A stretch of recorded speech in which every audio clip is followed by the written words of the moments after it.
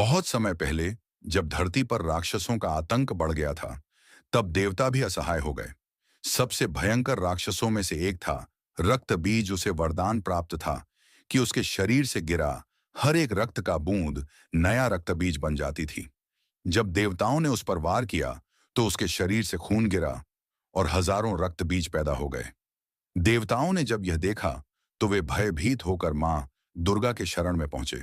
मां ने मुस्कुराकर कहा, अब इस अधर्म का अंत होगा।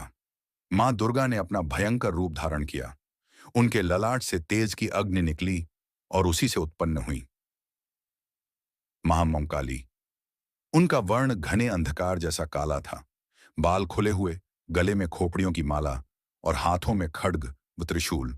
वे सिंह पर सवार होकर रणभूमि में पहुंची। मां काली ने भयंकर गर्जना की, जिससे आकाश और पृथ्वी कांप उठे। उन्होंने राक्षसों का संहार प्रारंभ किया। जब उन्होंने रक्त बीज को देखा तो तुरंत उसे घायल किया, लेकिन जैसे ही उसका रक्त भूमि पर गिरा, नए नए राक्षस जन्म लेने लगे।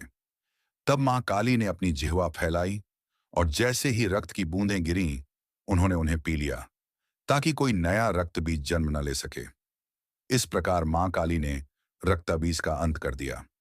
युद्ध समाप्त होने के बाद भी उनका क्रोध शांत नहीं हुआ। वे राक्षसों का विनाश करती हुई पृथ्वी पर घूमने लगी।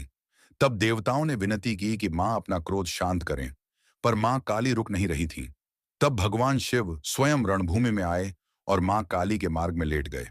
जब मां ने अपने पांव शिव पर रखे तो उन्हें एहसास हुआ कि वे अपने आराध्य पर पांव रख चुकी हैं। शिव को देखकर मां का क्रोध शांत हो गया और वे लज्जित होकर अपनी जिह्वा बाहर निकाल ली। तभी से मां काली की वह छवि, जिसमें वे शिव जी के ऊपर खड़ी हैं और उनकी जिह्वा बाहर निकली हुई है, संपूर्ण ब्रह्मांड में शक्ति और विनम्रता का प्रतीक बन गई। मां काली ने यह सिखाया कि जब अधर्म अपनी सीमा लांघ जाए, तब धर्म की रक्षा के लिए मां शक्ति स्वयं प्रकट होती हैं। वे हमें यह भी संदेश देती हैं कि अंधकार कितना भी गहरा क्यों ना हो, अंत में प्रकाश अवश्य जीतता है। संदेश मां काली केवल विनाश की देवी नहीं है, वे मुक्ति, साहस और न्याय की प्रतीक हैं। जो सच्चे मन से उन्हें पुकारता है, मां उसकी हर बाधा को नष्ट कर देती है। जय मां काली।